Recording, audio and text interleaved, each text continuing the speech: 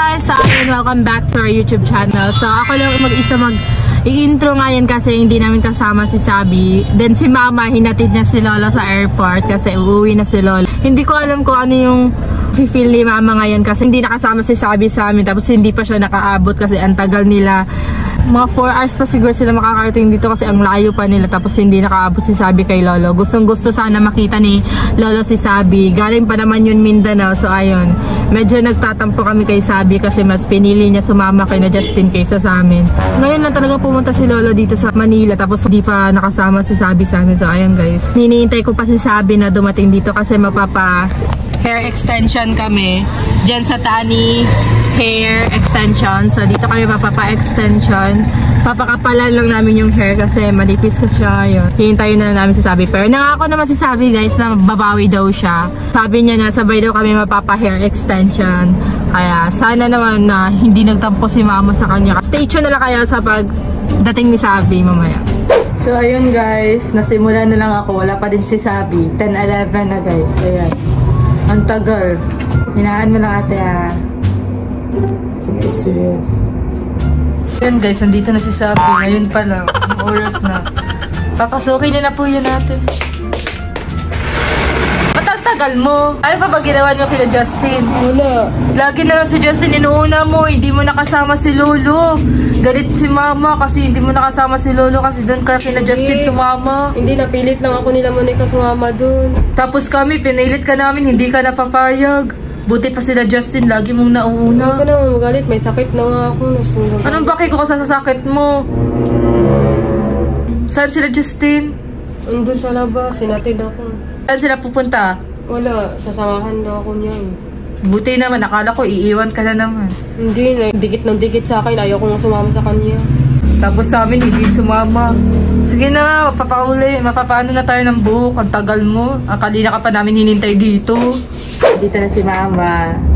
Nakarating lang ni Mama. At ayan, patapos na yung hair ko. At ayan si Sabi, kinakabitan pa. Di ba mga totoo mo, nagtatampok kay Sabi kasi mas sumama siya kay na Justin. Hindi, pinilit lang naman ako ma. Pinilit lang ako nun. Ayan, ninaayos na yung hair ko. Di ba ganda? Ma, nagtatampo ka nga no, kay Sabi. Kasi hindi siya sumama sa atin. Mas pinili niya sumama kay na Justin kasi sa atin. Hindi, napilit lang ako nun ma. Napilit daw. Pinilit lang nga ako. Kanina po, ulit-ulit naman ito sa Sophia. Parang bumirang. Kanina lang ako. Anong bumirang?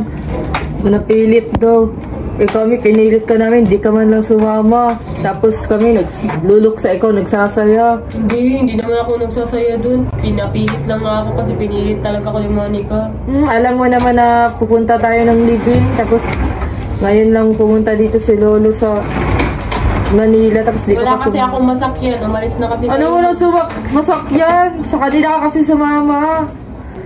Ayan. Sabi nga, pinapasama nga ako eh. Pinapasama daw? Hindi pa, ulit-ulit naman to.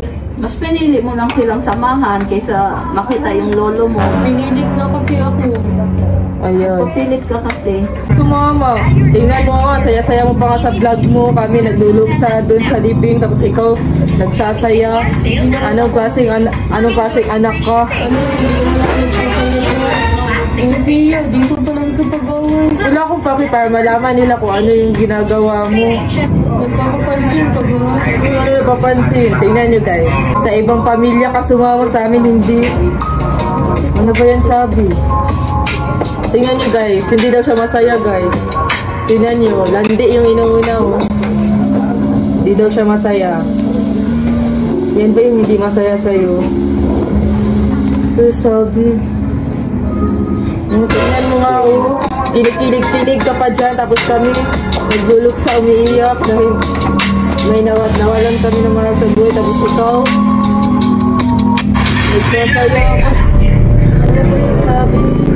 Yun, nagtampo tuloy si Mama sa'yo. Di ba Ma? Ano kasi naman Ma? Maling mo naman kasi sis important. Important pa ba dun sa ano? Ano important ba yun? Anong klaseng anak ka Sabi? Anong klaseng kapatid kami tinuuna mo yung gandi? Kasi sa pamilya mo, once na pumupunta dito si Lolo, tapos di ka pa sumama.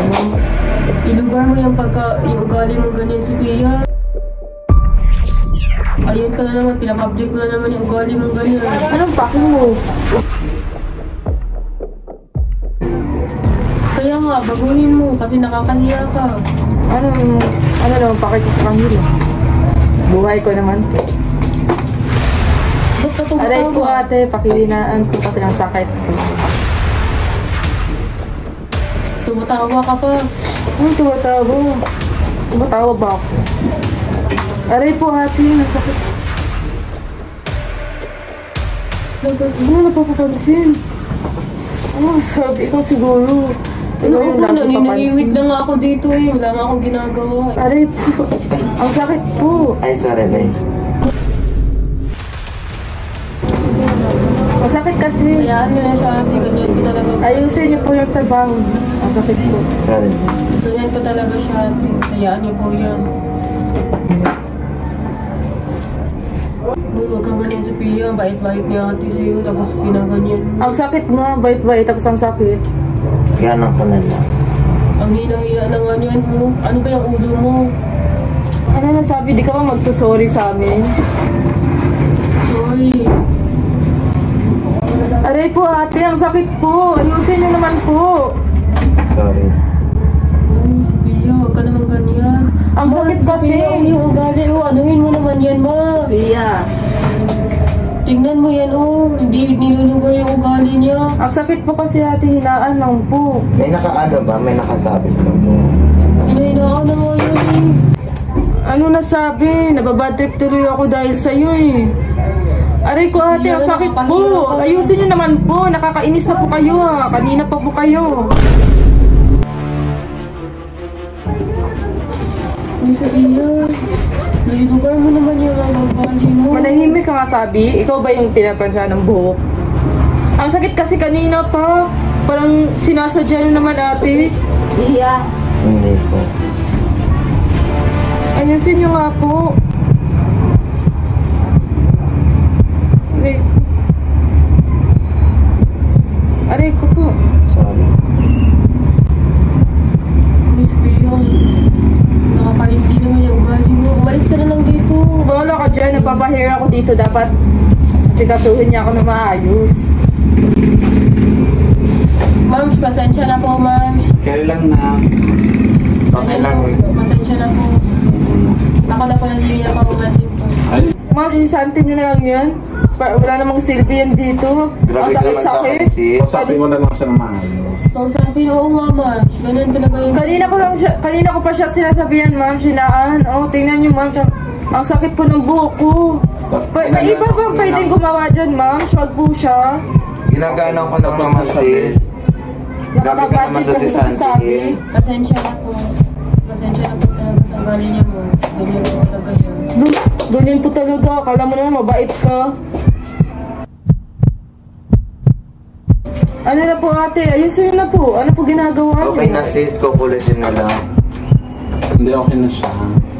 Ano, si Santi, ang bait-bait na nga ni ate mo. Mabait, ang sakit nga. Anong masakit? Okay ka lang talaga. Hindi naman masakit. Napaka-okay ka lang talaga. Tingnan mo baka gaga ka talaga. Okay lang yung sis.